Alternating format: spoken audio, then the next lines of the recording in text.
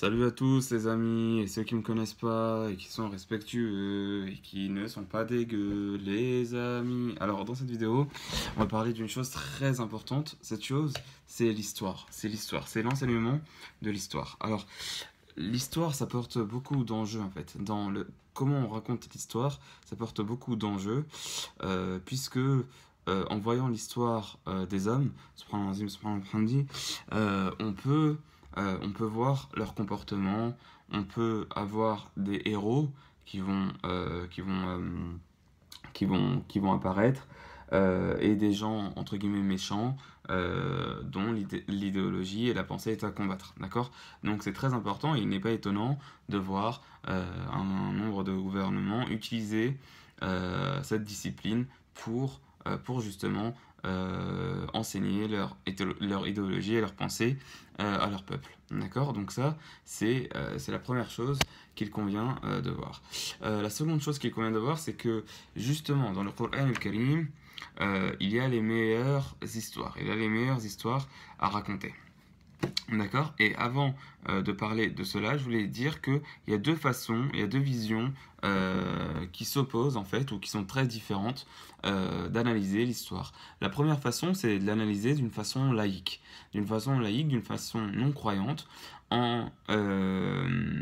et ça va être du début enfin, tout au long de l'existence de l'homme. On parle de l'homme sans parler de de l'action d'Allah Tabaraka wa Ta'ala sur lui et du message d'Allah Tabaraka wa Ta'ala pour les hommes dans les différents peuples et dans les différentes époques. Donc il y a la première vision et il y a la deuxième vision qui est croyante, subhanallah, et ça c'est une vision islamique, croyante. Donc dans cette vision, subhanallah, dès le début, subhanallah, l'homme il est créé et ensuite les hommes ont le message d'Allah au cours de leur histoire. Donc c'est une façon c'est deux façons assez dichotomiques. Il y a une grande dichotomie entre les deux, une grande différence entre les deux visions de voir l'histoire. Et il est important de prendre la deuxième vision de l'histoire. La deuxième vision de l'histoire, c'est-à-dire l'histoire islamique. Ainsi, tout d'abord, dans la création de l'homme. Dans la création de l'homme, c'est différent, puisque avec l'islam, la création de l'homme, c'est une création qui est finie, avec un apprentissage.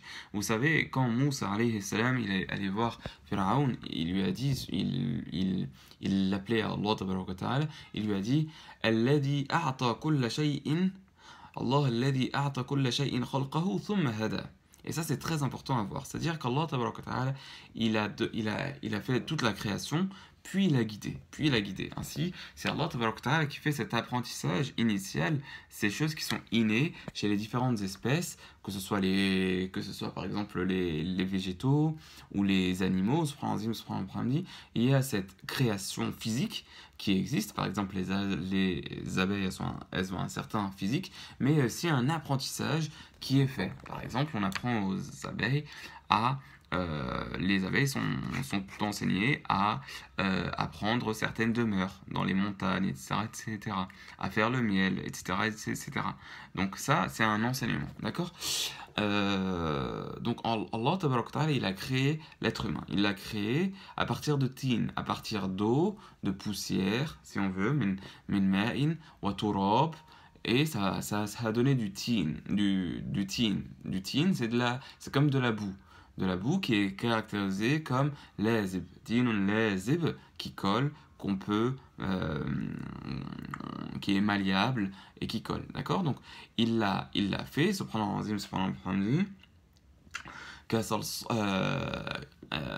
ensuite il parle de salsalin kalfakhar ou salsalin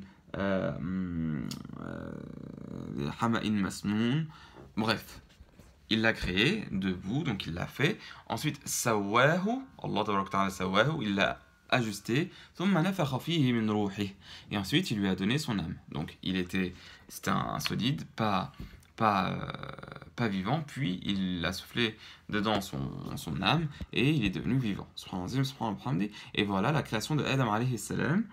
Qui a été fait des propres mains d'Allah tabaraka wa ta'ala, des mains d'Allah tabaraka wa ta'ala subhanahu wa ta'ala. C'est une création. création, c'est une grande création, d'accord? Donc ça c'est pour le début de la création. Ensuite, ce qui est intéressant de voir, c'est que bon, Allah Tabaraka wa Ta'ala, ensuite, il lui a enseigné les choses. Il lui a enseigné les noms des choses. Il lui a enseigné les noms des choses.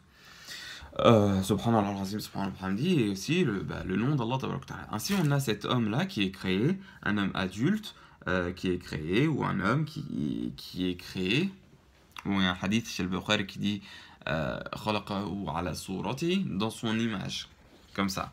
C'est-à-dire dans l'image de Adam, on comprend, c'est-à-dire adulte, comme on comprend. Wallahu a'lam. Bref, en tout cas, cet homme, il avait ses facultés physiques, ses facultés intellectuelles, ses facultés de langage, subhanallah al-azim, subhanallah al-hamdi.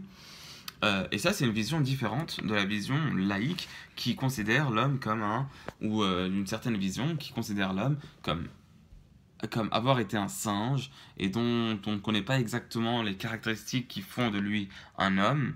Il y a différentes interprétations de certaines personnes qui s'appellent anthropologues.